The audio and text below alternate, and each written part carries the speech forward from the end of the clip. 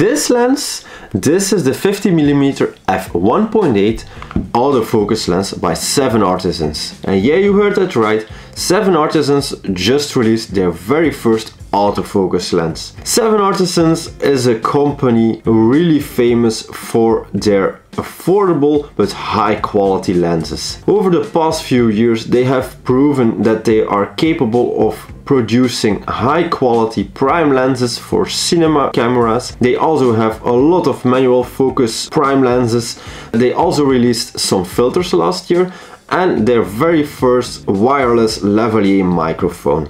And this year they wanted to start the year with something really unique to their brand, an autofocus Nifty 50.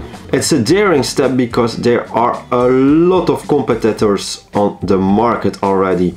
50mm f1.8 lenses are considered the Nifty 50's cheap, budget-friendly but very versatile lenses. So let's see in practice how capable this lens is and how good or bad it performs. This lens gets shipped in this little box. It shouldn't be any bigger because this lens is really compact and lightweight. First of all, we have this piece of cardboard. I'm gonna remove this over there. Okay. And then you are able to open up the box.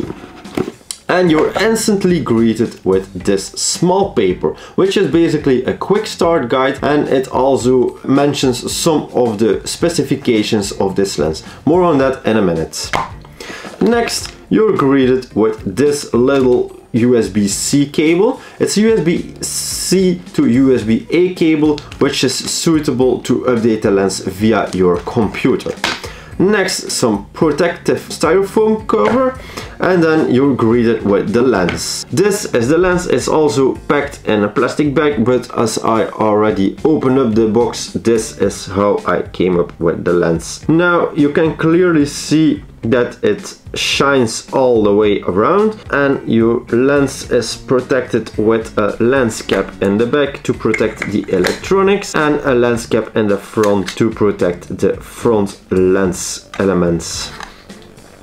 Next in the box is also this sun hood, and I personally prefer to always mount this on the lenses for one simple reason, because I always am afraid to scratch my front element of the lens and just to avoid any scratches on the lens itself. So basically not to protect my lenses from the sun or my photos from direct sunlight. No, I always put my sun hood on the lens to protect the lens itself. And then onto the lens. So like I mentioned before, you can update the lens through a USB-C cable, and that port can be found here on the back.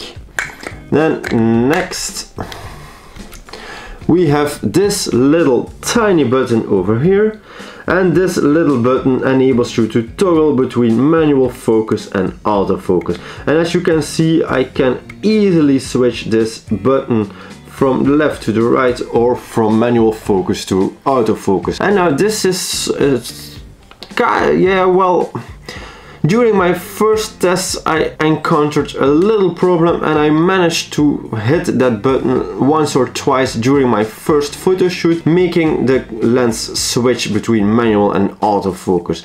No big deal, but might get frustrating after a while, because it's so easily to toggle between the two. So if it would have a bit more friction, it wouldn't be so easy to switch between autofocus and manual focus. Just my own humble opinion, but it's a bit frustrating if you accidentally hit that button. Then next you have over here the aperture ring.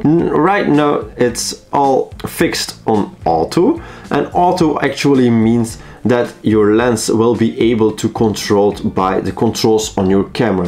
So basically, whenever you hit the scroll wheel of your aperture, the aperture of this lens will change automatically.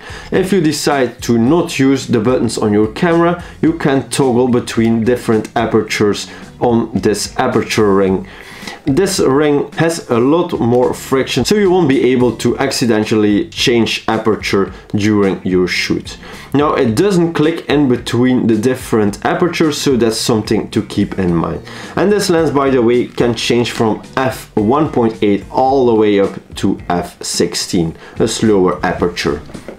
And then the upper ring over here is basically the manual focus ring. So whenever you decide to shoot in manual focus, you will operate the focus with this ring over here. The weight of the lens is, and I'm going to take a little peek, it's 421.4 grams. It feels really premium built. It's built up from plastic and aluminum as well, because it feels quite heavy, it feels quite sturdy, so the build quality overall feels really good. And then the aperture is built from 11 blades, so whenever you decide to shoot at f16, which is the maximum aperture that's possible with this lens, then you will get these beautiful sun stars with about 11 star stripes on it, if that makes sense. And then last but not least, the minimum focus distance of this lens is 50 centimeters. So if you want to make some close-up portraits, you need to maintain a minimum distance of 50 centimeters, otherwise your subject won't be in focus at all. That being said, these are all the technical aspects of this lens. I'm gonna put this lens to the test. And for this I have this crazy photo shoot in my mind. And I really wanted to put this lens to the test in low light conditions, and I want to go for this cyberpunk themed vibes. Now one last thing, the reason why they call a 50mm f1.8 a nifty 50 at times is because of their cheap retail prices.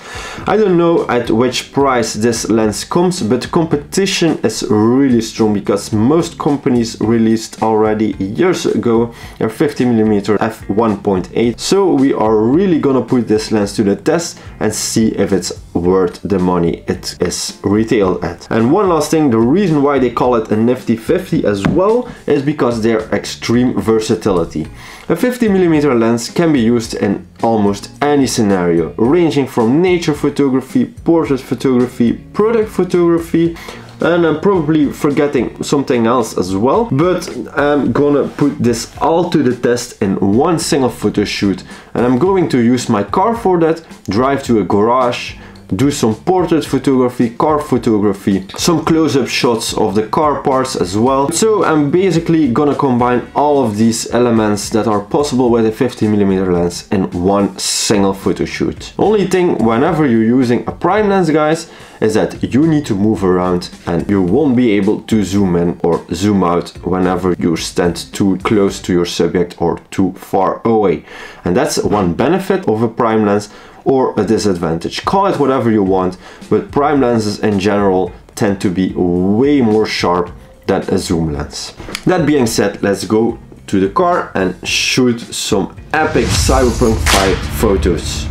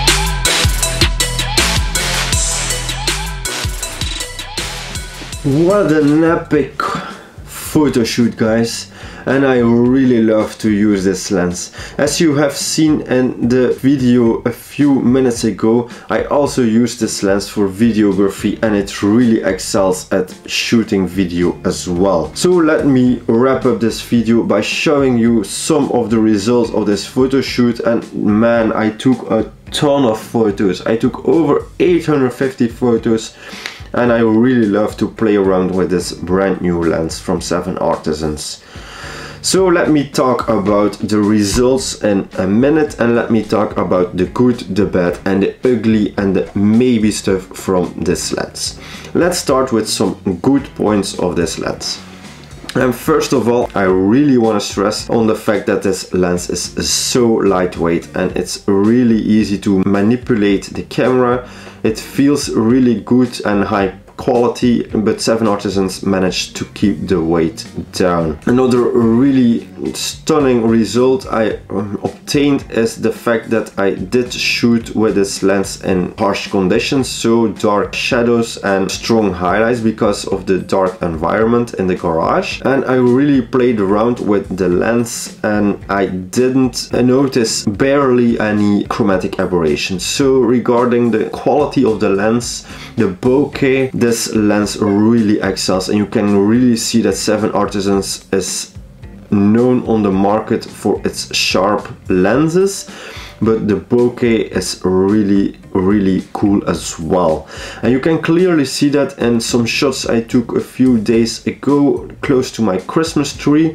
I did photograph some of the decoration that was placed in the Christmas tree and played around with the Christmas lights, and you can really see that the bokeh is beautifully round in the center of the lens, and it starts deforming a bit closer to the edges of the photo, but it's really all a matter of creative taste and personal taste, because I really love how the bokeh turns out with this lens. So 7Artisans, really nice job on getting the lens specification that good.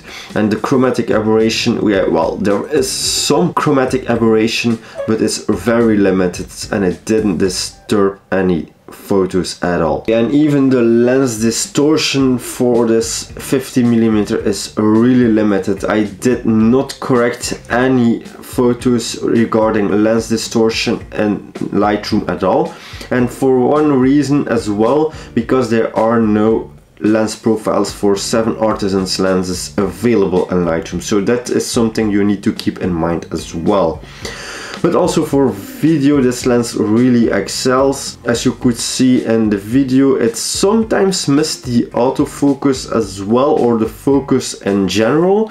That might have to do with wrong settings from my part, but also the fact that I'm shooting with an older model of Sony, which is a Sony a7 III, and as newer models have a better autofocus system built in as well.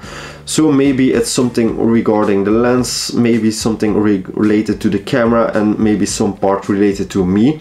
But what I do know is that you can update this lens, so maybe with a future update the autofocus will be optimized as well. Then let me discuss some of the bad or ugly parts of this lens. Some things I don't consider as a bad thing, it's more about some properties of the lens itself. Something you can play around with in a creative way, but some people don't like it as much as I do. So let me discuss some of those things. And first of all is the build quality. I already said that the build quality is really good, but even though it is plastic, some people might prefer a more sturdy build made from metal such as aluminum. Also the fact that the lens isn't weather sealed, and most Sony cameras are weather sealed or dust and water resistant at a certain amount. This lens isn't, so whenever you decide to use this lens outside, you might get problems when there enters water inside the lens. Next, I also talked about the autofocus a little bit, and what I did notice is that the autofocus and changing apertures does make quite some noise, especially changing the aperture. You feel the lens aperture move, and you also hear some sound. For shooting newborn photos, for instance, this can be an issue, but it didn't interfere with the audio on my video footage, so that's one important thing to take into account. It does make a bit sound, but it's not interfering with the video at all. And for your interest, the previous B-roll was shot on this 50mm lens, as well as my previous YouTube video, and I will put a link above over here so you can take a look at that video where I use this lens for filming my vlog. The fact that the switch between autofocus and manual focus is so sensitive was for me the most major issue about this lens. Sometimes even when I was shooting video, I managed to flip that button by accident, making the camera switch from manual focus to autofocus. Is it a fault in my lens or is it something general? I don't know yet, but that's to me the biggest issue. It's not from that level that I wouldn't consider buying this lens, but at some cases it's really just annoying that you accidentally switch between autofocus and manual focus, even though that should be a personal choice. And then last but not least, I did notice some glaring or some light flares inside the photos. For me personally, I was a bit, at first I was a bit like, what is this light flare inside my photo? Because I already mounted the sun hood on the lens, I was a bit like, why is the light so much interfering with the lens? So maybe it's more related to the coating applied on the front element of the lens. I don't know. I'm going to show you some photos where it did disturb with my subject, but then I started to appreciate that glare, and it's a personal taste, but I really started to play around with it in different circumstances, and I really love how that turns out. So it's a property of this lens, it's part of this lens, it's part of the build you are using with your camera, and I really prefer to play around with it in a good way. So I don't consider it as a bad thing, but for some people this might be annoying. I don't know. And then one last point is that this lens does not have internal stabilization. It's not a bad thing, it's not a good thing necessarily either. It's all about a matter of personal taste. It goes hand in hand with the retail price and quality you ask from a lens. So for this lens, I think it really excels at the points it should excel, which is the limited chromatic aberration, beautiful bokeh, sharpness is really good. You need to get the hang out of it with the autofocus a bit in the beginning, because maybe because of my older camera system, or maybe it's just the fact that I was testing the lens too much in extremer conditions in dark places. I don't know, but it did the job eventually. It's just a matter of trial and error. And you also have limited chromatic aberration and limited lens distortion. So that being said, I really wanted to thank 7Artisans for providing me this lens, for testing it out, and for challenging me at the beginning of this year. I really believe that this lens can be a perfect second lens for people who are looking into investing in their first lens apart from their kit lens for their camera.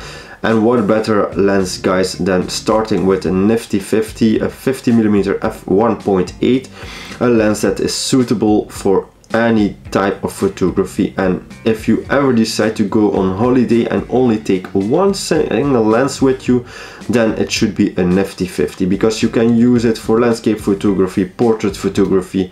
There are countless options.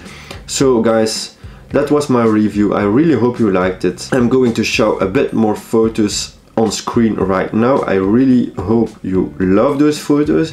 Let me know in the comments which photo you liked the most. If you considered buying this lens, guys, there is a link in the description down below to check out the lens on the website of 7Artisans. And that being said, I really hope you liked this video. If you did, hit the thumbs up. If you didn't already, please hit that subscribe button and that notification bell to get a notification whenever I upload a new video. And then the only thing that rests me to say is that you don't need to be great to start, but start to become great. See you in the next video. Bye!